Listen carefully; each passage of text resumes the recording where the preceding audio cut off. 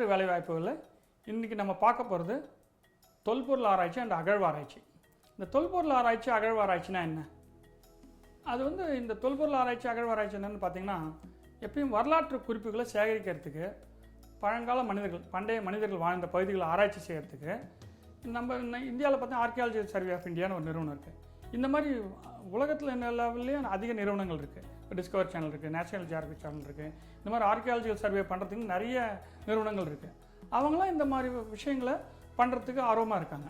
So அந்த மாதிரி ஆராய்ச்சிகள் பண்ணும்போது அதே மாதிரி இதில் ஆர்வம் இருக்கிறவங்க தான் செயல்பட முடியும். இப்போ நம்ம சொல்கிற இந்த மாற்று வேலைவாய்ப்பு எல்லாமே பார்த்தீங்கன்னா, நம்ம ஏதோ ஒரு பணியை செய்வோம், ஆனால் இந்த மாதிரி பணியும் செய்யணும் அப்படிங்கிற ஆர்வம் இருக்கிறவங்க தான் இந்த மாதிரி விஷயங்களை செயல்பட முடியும். அந்த மாதிரி இந்த தொல்பொருள் ஆராய்ச்சி அகழ்வாராய்ச்சியில் ஆர்வம் இருக்கிறவங்க இதில் செயல்படலாம். இதில் என்னென்ன மாதிரிலாம் பண்ணணும்? ஒரு புதுமையான இடத்துக்கு போகணும். நீங்கள் ஆராய்ச்சி பண்ண வேண்டிய இடம் ஒரு அடர்ந்த காடாக இருக்கலாம், இல்லை ஒரு வனாந்தரமான பகுதியாக இருக்கலாம், இல்லை ஒரு பாழடைந்த இடமா இருக்கலாம், இல்லை ஒரு பாலைவன பகுதியாக இருக்கலாம். இன்னும் கடலுக்கடியில் கூட இந்த மாதிரி தொல்பொருள் ஆராய்ச்சியில் நடக்குது. அப்போ நீங்கள் அந்த கடலுக்கடியில் டைவ் பண்ணி ஸ்விம் பண்ணக்கூடிய திறமையும் இருக்கணும். ஸோ இந்த மாதிரி விஷயங்கள்லாம் ஒரு அட்வென்ச்சரஸ் விஷயங்கள், சாகசங்கள் புரியக்கூடிய செயல்கள் இந்த தொழில் நிறைய தேவைப்படும். அந்த உணர்வு இருப்பவர்கள், எனக்கு இதெல்லாம் பண்ணணும்னு ஆசை அப்படிங்கிற, இப்போ பார்த்தீங்கன்னா டிஸ்கவர் சேனல்லே பார்த்துருப்பீங்க, 2 மலைக்கு நடுவில் கையில் கட்டிட்டு ஒருத்தர் நடந்து போவார். கீழே ஒன்றுமே படிதாலாம் ஒன்றுமே இருக்காது. ஒரு காற்று வேகமாக அடித்தா கீழே இறந்துடும். ஆனால் ஏன் அதை பண்ணுறாரு? அவருக்கு அதில் ஆர்வம் இருக்குது. அந்த மாதிரி தொல்பொருள் ஆராய்ச்சி அகழ்வாராய்ச்சி அப்படிங்கிறதுனா, ஒரு பகுதியில் போயிட்டோன்னா, இப்போ நம்மளே மோஞ்சதாரோ ஹரப்பா இதெல்லாம் நம்ம கேள்விப்பட்டிருப்போம், சிந்து சமவெளி நாகரிகம். அதெல்லாம் இந்த மாதிரி ஆராய்ச்சி பண்ணி கண்டுபிடிச்சதும். அதில் ஒவ்வொரு பொருளையும் சேகரிப்பாங்க.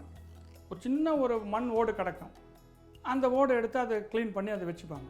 அது மாதிரி ஒன்றொன்றையாக சேகரிக்கணும். சேகரித்து இந்த ஜூராசிக் பார்க் ஒரு படம் இருக்கும், அதில் பார்த்தீங்கன்னா அந்த மாதிரி கலெக்ட் பண்ணுறதுலாம் காமிப்பாங்க. சின்ன சின்ன விஷயங்கள் அதை சேகரித்து அதில் வரலாற்று சிறப்பு மிக்க ஆராய்ச்சிகளை பண்ணுவாங்க.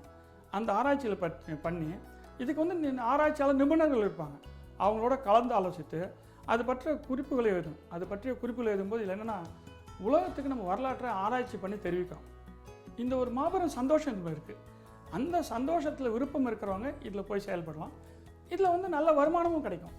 இந்த வருமானம் எவ்வளோ கிடைக்கும் அப்படின்னு பார்த்தீங்கன்னா, இவங்களை நீங்கள் மேற்கொள்ள வேண்டிய ரிஸ்க், ஆபத்து, அதுக்கப்புறம் அதில் இருக்கிற சவால்கள், சேலஞ்சஸ், இதுக்கு தகுந்த மாதிரி இன்கம் இருக்கும்.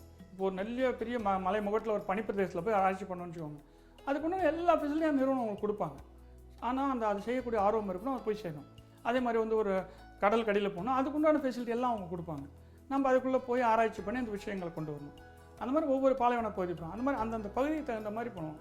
இது என்ன ஒரு எக்ஸ்ட்ரீம் எம்ப்ளாய்மெண்ட்னே சொல்லலாம். அதாவது வழக்கமாக இருக்க வேலையிலேருந்து இது ஒரு மாறுபட்ட ஒரு வித்தியாசமான வேலை. ஆனால் இது ரொம்ப சுவாரஸ்யமாக இருக்கும். இதில் ஆர்வம் உள்ளவங்களில் பங்கு பெற்றால் அவங்க பிற்காலத்தில் நம்ம ஏற்கனவே சொன்ன மாதிரி ஒரு முழு நேர பணியிலையும் போகலாம். அந்த வாய்ப்புகள் வரலாம்.